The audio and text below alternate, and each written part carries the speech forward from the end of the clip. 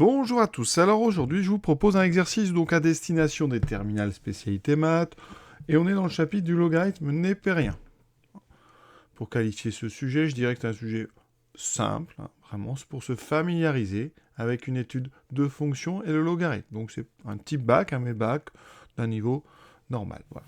Donc deux parties, une première partie où on va étudier une première fonction, ici avec un logarithme, vous voyez, et on va utiliser le théorème des valeurs intermédiaires, ou plutôt son corollaire.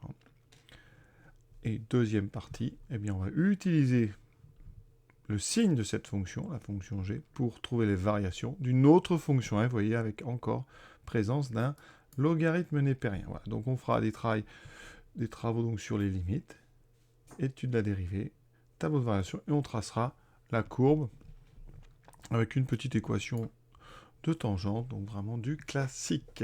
On est parti. La première fonction, donc partie A.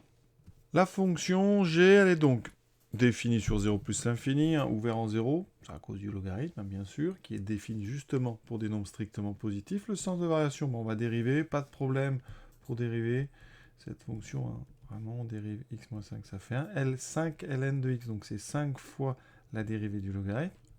Vous savez que c'est 1 sur x, c'est très important, ça fait donc 1 plus 5 sur x. Alors, on veut les variations. Donc, ici, si on regarde un petit peu, on est sur des nombres strictement positifs, donc forcément, 5 sur x est strictement positif, donc g' est plus grand, strictement que 1, donc g' est strictement positif, cette fonction g. Même pas besoin de faire un tableau de variation, g est strictement croissante. Il faut absolument le justifier, hein, vraiment. Pour ceux qui ont du mal un petit peu à, comme ça, à analyser le signe, rien qu'en voyant un petit peu l'expression, on met en général ce genre de choses au même dénominateur. Ça fait x sur x plus 5. Et on voit bien que x plus 5, on est, hein, si on fait un petit tableau, on voit bien que nous, on est sur 0 plus l'infini. Donc x plus 5, ça s'annule en moins 5, hein, donc c'est positif, strictement. X aussi, donc votre expression g', elle est strictement positive. Ça veut dire que les variations de g en fonction de x, ça grandit, donc c'est une fonction qui est strictement croissante, cette fonction g. Croissante, sur donc 0 plus l'infini. Toujours relier les variations à un intervalle, hein, ça c'est important. On vous demande de ne pas étudier les limites. Alors je vais quand même les faire, parce qu'on est là pour s'entraîner, pour apprendre des choses. Alors, en plus l'infini, qu'est-ce qu'on a? La limite de x moins 5, c'est évidemment plus l'infini. Le logarithme, on sait qu'en plus l'infini, ça tend vers plus l'infini. Donc ici, limite d'une somme. C'est donc limite, alors c'est pas f, c'est g, limite de g est égale en plus l'infini à plus l'infini. La limite en 0, alors ici, on est en 0 plus. Alors, limite de x moins 5, pas de souci, c'est un polynôme. Donc en 0 plus, ça sera la valeur en 0, donc c'est moins 5. Et le logarithme, vous savez qu'en 0, ça tend vers moins l'infini. La courbe, je vous la rappelle, le logarithme, c'est une courbe qui est comme ceci. Voilà, ça s'annule ici en 1, donc moins l'infini en 0 plus. Vous multipliez par 5, donc 5 ln de x aussi, on ajoute, donc g tend vers moins l'infini. Alors c'est tout à fait cohérent, mais on nous le demande pas, hein, d'accord? Effectivement, si on devait faire le tableau, on aurait un tableau comme ceci, hein, moins l'infini plus l'infini. Par sécurité, on regarde sur sa calculatrice, ici, hein, je fais GeoGebra, ça va plus vite, la forme de la courbe, on a bien de limites ici, enfin en tout cas les variations, c'est bien, ça semble strictement croissant. Alors on va s'intéresser à l'endroit où ça vaut 0, donc ici, vous voyez, hein, sur GeoGebra, on doit trouver quelque chose autour de 1, voilà, on est entre 1,8 et 1,9. Tout ça, on regardera à la machine. Deuxième question, petit a, donc, montrer que l'équation g de x égale 0 a une unique solution sur l'intervalle 1, 7. On va donc utiliser ce qu'on appelle le corollaire du TVI. souvent certains résument TVI, il n'y a pas de problème. Hein. Il a un autre nom ce théorème, hein. Certains l'appellent, c'est son nom, le théorème de la bijection, mais nous on va rester donc sur une conséquence du théorème des valeurs intermédiaires, donc il faut des conditions. On est donc sur intervalle 1, 7. On sait que la fonction g, elle est dérivable, donc c'est une fonction continue. Hein, ça veut dire que sa courbe n'a pas de trou. Hein, et donc si, à un moment, c'est ça qui va nous permettre d'être sûr de passer au niveau de l'axe des abscisses, hein, graphiquement. Donc ici, continue car dérivable. Sur cet intervalle, on a montré qu'elle était strictement croissante. Et maintenant, il nous faut les valeurs de cette fonction en 1 et en 7. Alors, l'image de 1. Donc là, on va prendre, on peut le faire directement. Hein, g de 1. Alors, 1 moins 5 plus 5 ln de 1. Ça fait donc 1 moins 5, ça fait moins 4. Je vous rappelle, très important, le logarithme de 1, il vaut 0. On l'a vu tout à l'heure quand j'ai tracé la courbe de ce logarithme. Il me faut maintenant g de 7. Alors ça fait 7 moins 5, plus 5 ln de 7. Ça fait 2 plus 5 ln de 7. Alors 5 ln de 7, c'est positif, hein, ln de 7. 7, c'est supérieur à 1, donc ln de 7 est plus grand que 0. Donc tout ça, c'est positif. Donc g de 7 est strictement positif. G de 1 est strictement négatif. On peut résumer ça en disant que le nombre 0 appartient donc à l'image de l'intervalle 1, 7, qu'on peut écrire g de 1, 7. Conclusion. Alors certains n'écrivent pas ça, là je vous le dis, mais l'important c'est que 0 est entre l'image de 1 et l'image de 7. Conclusion. Conséquence du TVI. Si vous écrivez TVI, je pense que c'est accepté, il n'y a pas de souci. Hein, d'accord. Conséquence du TVI. L'équation g de x égale 0 admet sur cet intervalle une unique solution qu'on va appeler alpha. Et on va faire un petit tableau. Hein. La situation, ben regardez. Donc petit tableau, on est donc ici sur l'intervalle 1, 7. G de x, donc les variations de g de x en fonction de x, hein, variation donc de g de x en fonction de x. Donc ça va augmenter quand x augmente. On part d'un nombre ici qui est moins 4, strictement négatif, pour arriver ici à un nombre ici qui est donc g de 7 qui est strictement positif. Donc on passe, comme c'est continu, on n'aura pas de saut. Hein, et comme c'est strictement croissante, donc on est sûr de passer au niveau de l'axe des abscisses, c'est-à-dire on est sûr de passer par 0, on est sûr d'y passer qu'une fois parce que c'est strictement croissant. Donc ici on peut mettre 0 et là on met alpha. Donc voilà le résumé un petit peu de la situation. Sur une calculatrice, donc on va dans le menu graphique, hein, que ce soit Texas ou Casio, c'est exactement pareil. On trace. Ici, on fait attention à notre fenêtre, donc je règle. Ici, je suis de... Alors de 0, on va mettre jusqu'à, je sais pas, jusqu'à 5, je pense que c'était bon. Je trace, alors vous voyez là, j'avais pas tout vu dans ma fenêtre. Donc les Y, ça ne va pas, donc je mets moins 10, 10, puis c'est tout. Hein. On trace, on regarde ce que ça donne. Ici, vous voyez l'endroit où ça vaut 0. Graphiquement, pas très précis. On a un menu qui s'appelle un solver graphique. Ici, je vous montrerai peut-être rapidement après, je vais le faire hein, sur Texas. Vous mettez ceci, vous mettez root, ici racine, voilà. Et vous avez directement une valeur de alpha approchée avec ici 9 chiffres après virgule. Donc au centième, on garde 2 chiffres, ça fait 1,87. Donc vous écrivez à la calculatrice. Hein. Donc la calculatrice me donne alpha. Donc la calculatrice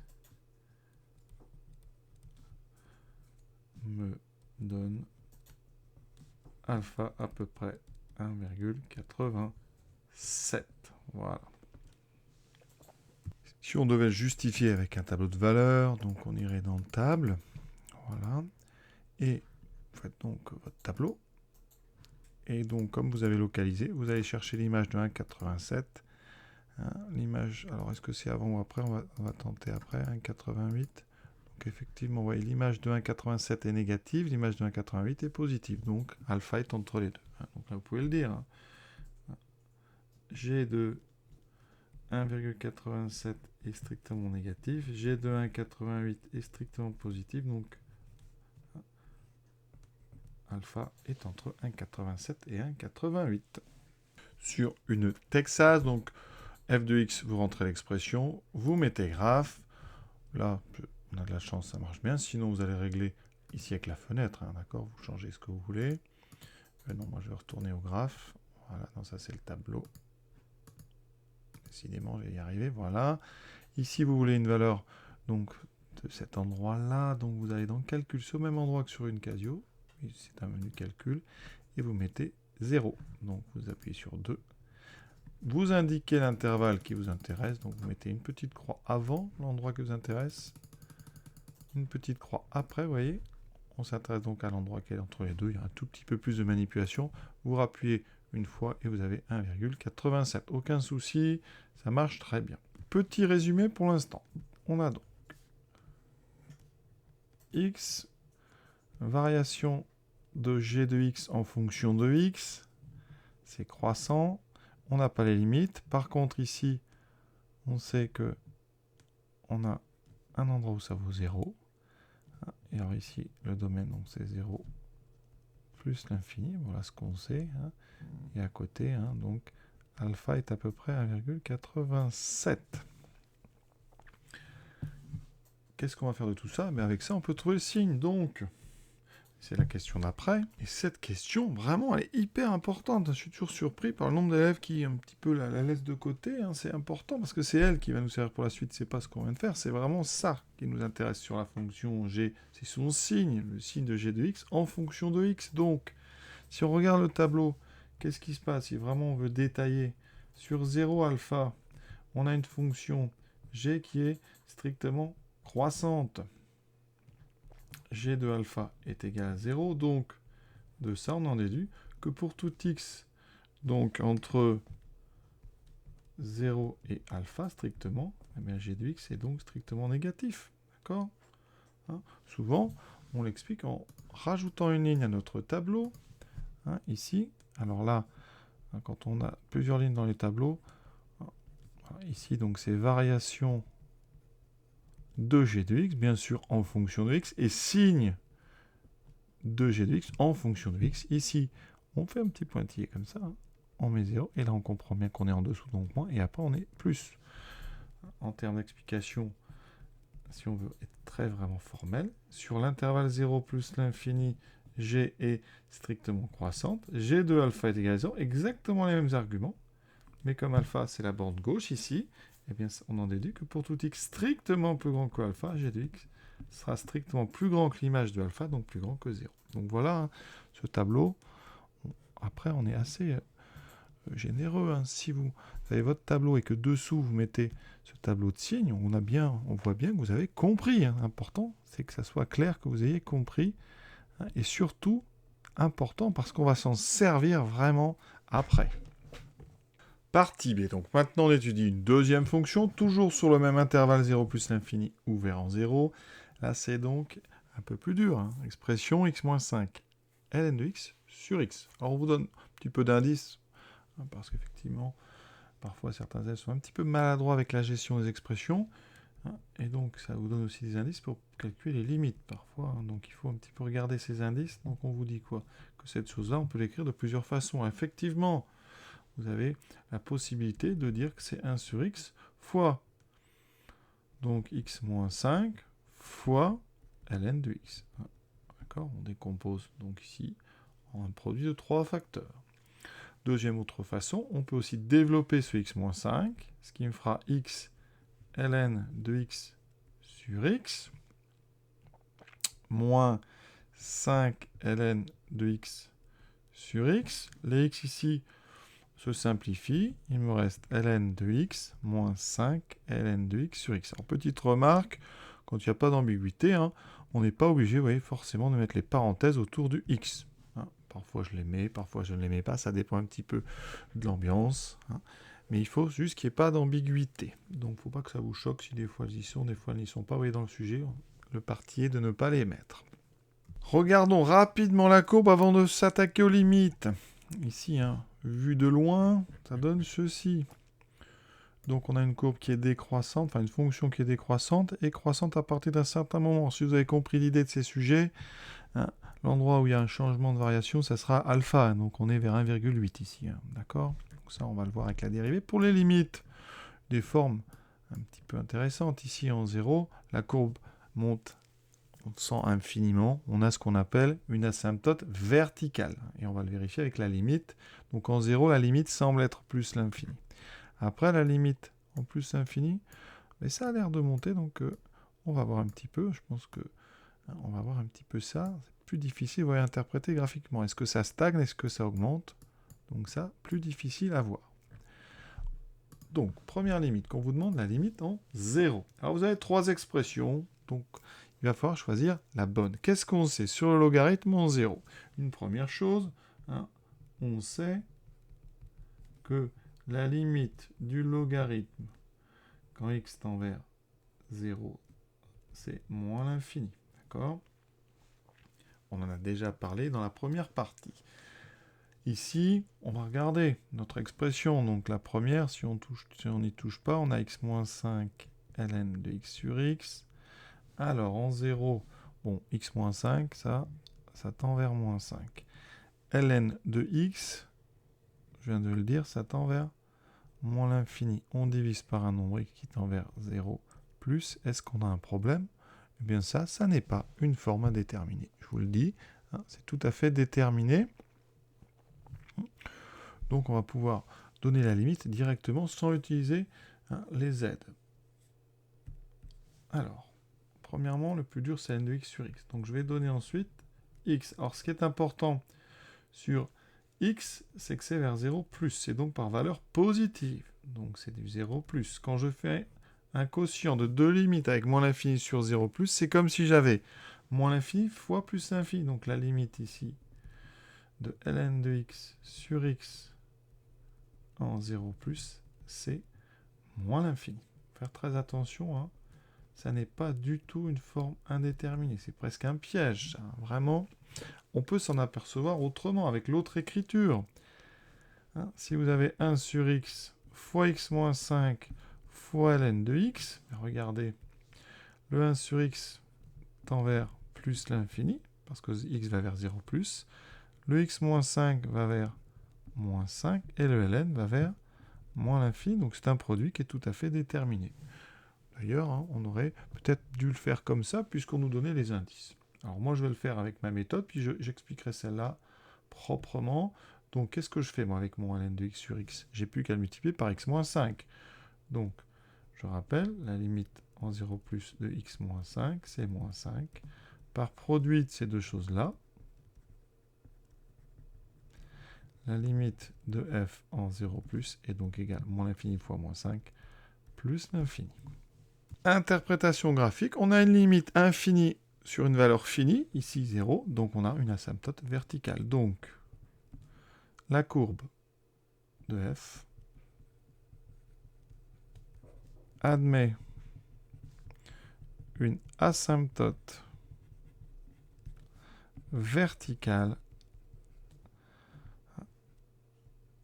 en 0, une asymptote verticale d'équation, sinon vous mettez x égale 0, hein, en 0. Voilà, et donc graphiquement, c'est cette impression qu'on a eue d'une courbe qui monte infiniment quand on se rapproche de 0. Pour être complet, donc si vous avez utilisé la forme ici produit, eh bien vous dites limite de 1 sur x égale plus l'infini. Vous dites limite de x moins 5 égale moins 5. Et vous dites que la limite de ln en 0 plus, c'est moins l'infini. Et là, vous n'avez juste qu'à dire par produit. Donc plus l'infini fois moins 5, ça fait moins l'infini, fois moins l'infini, ça fait plus l'infini. On retrouve évidemment, et heureusement, la même limite, plus l'infini. Question 1b, deuxième limite, maintenant l'autre borne, donc plus l'infini. Alors, on va tout de suite regarder la deuxième expression, parce que je pense que si on nous l'a donné, c'est peut-être pour quelque chose. Deuxième limite, donc 1b limitant plus l'infini. Alors, qu'est-ce qu'on sait en plus l'infini? La limite du logarithme, vous devez le savoir, c'est du cours, c'est plus l'infini. Ensuite, une deuxième chose importante dans le chapitre du logarithme, c'est ce qu'on appelle les croissances comparées. le rapport ln de x sur x va pencher en la faveur de x. Ça, c'est 0. D'accord, hein, c'est ce qu'on appelle donc, croissance comparée. Donc, on compare des croissances de fonctions. Donc, on peut le mettre au pluriel même. Voilà. Alors ça, c'est intéressant parce que la deuxième expression qu'on me donne, ben, il y a les deux. Donc, il y a une soustraction. Donc, par différence ou par soustraction, on a plus l'infini moins 0. Le 5 ne change évidemment rien. Donc, on peut même le rajouter ici. Et bien, par soustraction, limite de f en plus l'infini, ça sera plus l'infini. Et ça, vous voyez, graphiquement, c'était difficile à voir. Hein. Regardez, c'est que cette courbe, hein, elle monte vraiment pas vite. C'est souvent ça le logarithme. Hein. C'est une croissance assez réduite. Et alors là, vraiment, on ne peut pas dire qu'on ait vraiment l'impression que ça aille vers plus l'infini, mais eh bien, on est sûr que ça monte vraiment très doucement. Mais là, la preuve en est avec notre calcul. La limite, c'est bien plus l'infini. Deuxièmement, petit a. Maintenant, on calcule la dérivée. Donc f' de x, alors je vais utiliser... Alors, il y a plusieurs expressions. En regardant lesquelles nous paraissent les plus simples. Bon, je dirais que la première est plus simple parce qu'on a un quotient. Hein, avec peut-être en haut un petit peu difficile parce qu'on a déjà un produit. Hein. Pour le deuxième, c'est un triple facteur un petit peu plus embêtant. Pour le troisième, on a du 5 sur n de x. Donc, on va dire que entre la première et la troisième, hein, on peut hésiter. Alors la troisième paraît peut-être finalement non la plus simple, donc on va regarder la troisième. Donc je dérive la troisième. Alors avant, petite mise en forme, il faut que je dérive ln de x sur x. Donc, vous remarquez que n de x, f c'est ln de x, moins u de x sur v de x, avec u de x égale 5 ln de x, et v qui est x. Donc j'ai besoin de u', je dérive 5 ln de x, donc on l'a déjà vu tout à l'heure, ça fait 5 sur x. Je dérive x, ça fait 1. J'utilise, vous avez bien compris, la dérivée d'un quotient, u sur v, donc u'v moins uv' sur v carré. Petit produit en croix. On passe à notre dérivée, f'. Donc on dérive ln, ça va nous donner donc la fonction inverse, donc ici 1 sur x, moins donc notre quotient, on fait bien attention, vous voyez, u'v, donc x fois, alors je vais commencer dans l'ordre u', 5 sur x fois x, moins 5 ln fois 1, donc moins 5 ln de x, sur le carré de v, donc sur x carré, on va très doucement, 5 sur x fois x, ça c'est important ça, donc ça, je mets un petit point pour la multiplication, 5 sur x fois x, ben les x se simplifient, reste 5. Donc ici, 5 moins 5 ln de x sur x. Normalement, on sait qu'on va retomber sur un morceau, en tout cas, qui contient g de x. Je mets au même dénominateur, donc je suis obligé de multiplier mon premier terme par x en haut et en bas. Donc ça me fera x sur x2. Donc, je mets tout sur x2, j'aurai x moins 5, moins fois moins, plus 5 ln de x. Et on trouve exactement, vous voyez, le numérateur c'est g de x, donc sur x carré. Comme j'aime bien être complet, on va dériver avec la première expression. Parce qu'il y en a forcément qu'on fait ça, donc vous avez utilisé u sur v, mais cette fois-ci avec u de x égale x moins 5 ln de x, et v de x égale x. Alors le problème ici, c'est que dans u, on a déjà un produit, donc je vais avoir besoin de la dérivée d'un produit, donc j'ai besoin de u fois v, donc je rappelle, hein, même si ça, tout le monde le connaît, et heureusement. Donc je vais dériver directement. Ça c'est mon u, ça c'est mon v. Donc je dérive x moins 5, ça fait 1 fois ln de x, plus x moins 5 fois la dérivée de ln qui vaut 1 sur x. Ouais, c'est pas évident quand même. Hein. Et v', ça vaut 1. Et maintenant j'applique dérivée d'un quotient. Donc j'ai u',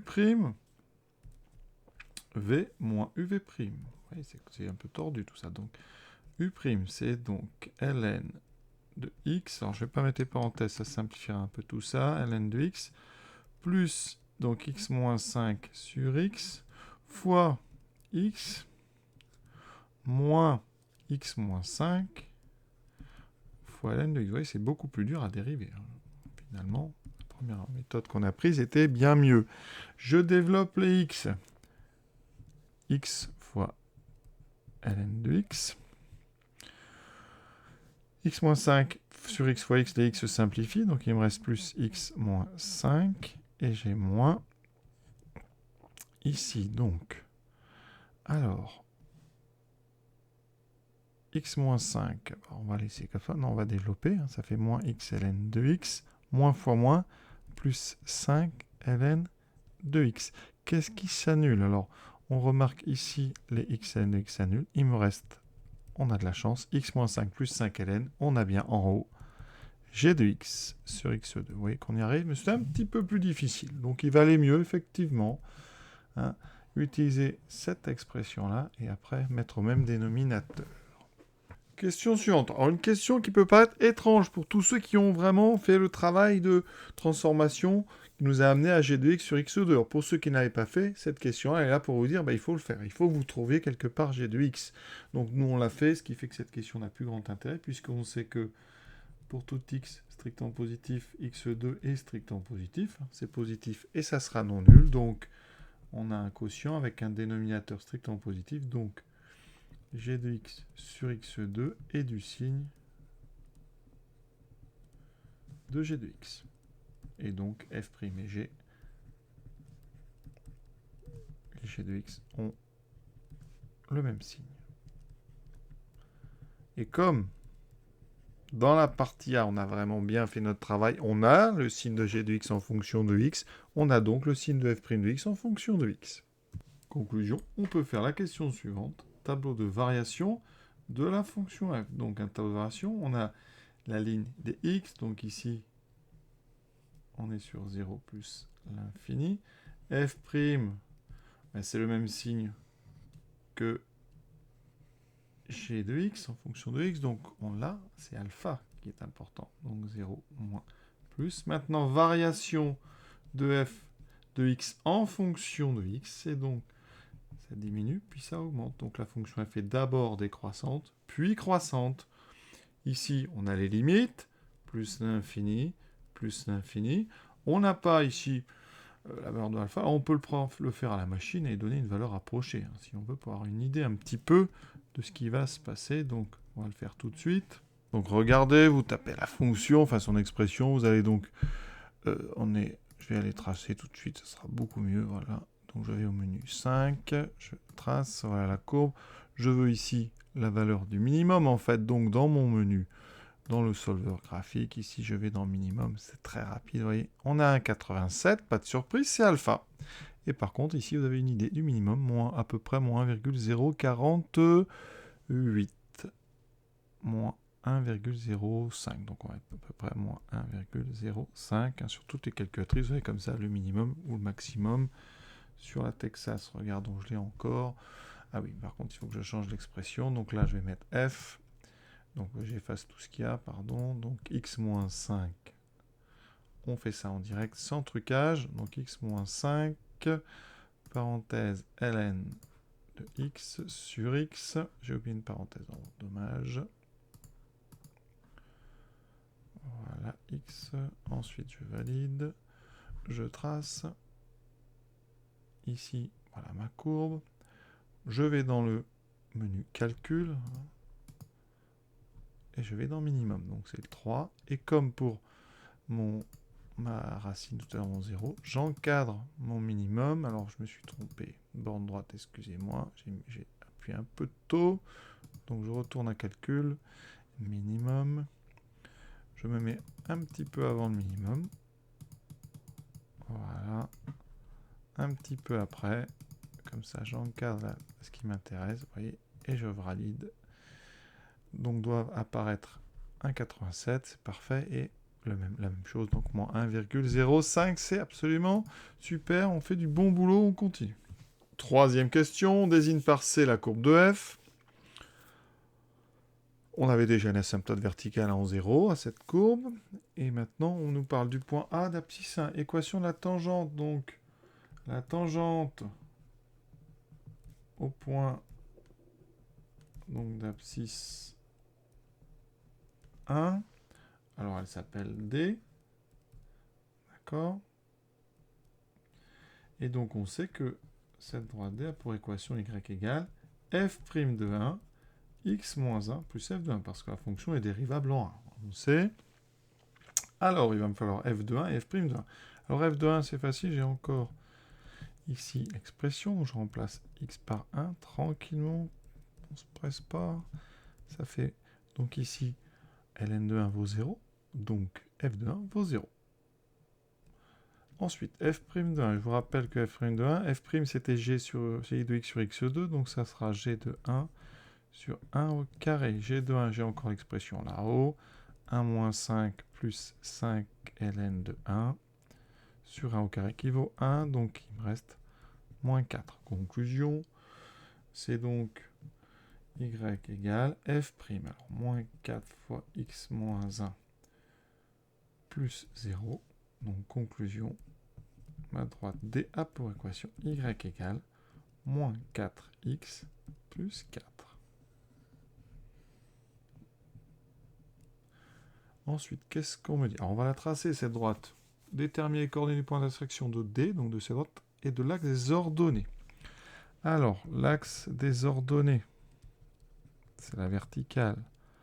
Son équation, c'est x égale 0. Donc, je remplace x par 0. Je trouve y égale 4. Donc, le point d'intersection, il n'a pas de nom. Il a pour coordonnées, donc je vais l'appeler i, coordonnées 0 et 4. Donc, ma droite passe par le point i et par le point A. On a dit d'abscisse 1, donc 1, 0. Donc, on a le point sur l'axe, donc ici horizontal, le point i sur l'axe vertical. On va pouvoir tracer cette tangente directement. Alors, on va tracer tout ça. Hein. Je vais m'aider de GeoGebra, donc je vais d'abord placer mon point A. Point A de coordonnées 1, 0, donc mon point est ici. Ensuite, le point I, on a dit, on a trouvé 0, 4. Alors, le point, il est juste là-haut. On a de la chance, on peut le placer. Voilà, 0, 4, donc je le renomme. Moi, je l'avais appelé I. Voilà.